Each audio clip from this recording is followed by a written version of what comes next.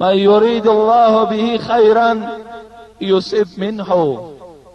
حبیب خدا میگوید پروردگار از کدام بنده نیکی خواهد وی را در مصیبتش گرفتار میکند، وی را بالاش رنج و مشقت میارد تا که این بنده من صبر کننده شود و برای او من اجر نصیب گرداند.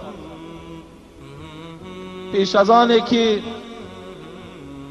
من مصیبت میگویم، شما برادران عزیز شاید فقط در خیال گذرانید که پدر و مادر شما وقتی از دنیا میگذرد همین از مصیبت و بس. پدر میگذرد مصیبت است، مادر میگذرد مصیبت است، فرزند میگذرد مصیبت است، اکه و خواهرهایی که از ما و شما جدا میشوند مصیبت است. در برابر این اگر ما و شما در راه اگر حتی پیشپایی خورده و حتی در زمین افتیم، اینم مصیبت است. حبیب خدا میگوید حتی بندهای کفش شما از پایتان کشاده شود اینم مصیبت است. اگر شما فرزندی نااهل، اگر فرزندی که اطاعت پدر و مادر نمی کند، اینم برای شما مصیبت است. اگر دخترهایی که از ما و شما هست آنها اطاعت پدر و مادر نمی کنند، به شرم و به حیااند، اینم برای ما و شما مصیبت است. اگر ما و شما در یک صدمه دوچار می شویم، اینم مصیبت است.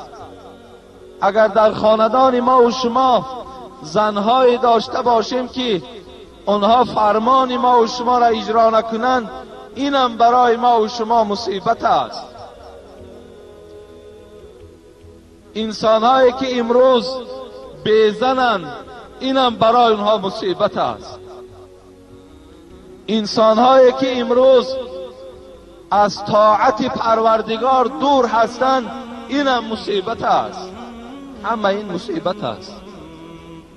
از این خاطر برای در بعض اینها باید ما و شما صبر کننده باشیم و از بعض اینها برای خلاص شدنش از پروردگار ما باید که یاردم طلب کنیم. چگونه که پروردگار در قرآن یا ایها الذین آمنوا استعینوا بالصبر والصلاة ان الله مع الصابرین. پروردگار میگوید وقتی بندگان من شما وقتی در یک مصیبت، در یک بلا و رنج و مشقت گرفتار می شوید، به سوی پروردگارتان یاردم طلب کنید، از پروردگارتان یاردم طلب کنید. البته چگونه که من ذکر کردم، رنج و مهنت، عذاب و مشقت بالای ما و شما البته به البت می آید. این انسانی را که پروردگار اینقدر وصف میکند در قرآن، لقد خلقنا الانسان فی احسن تقویم، ما انسان در بهترین صورت آفریدیم.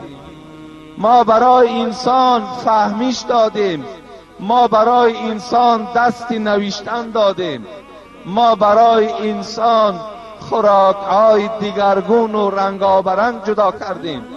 وقتی خداوند انسان اینقدر صفت میکند، حتی در سوره اسراء اگر ما و شما نگاه کنیم، الله میگوید ولقد کرمنا بنی آدم و حملناهم فی البر والبحر و رزقناهم من الطیبات و فضلناهم علی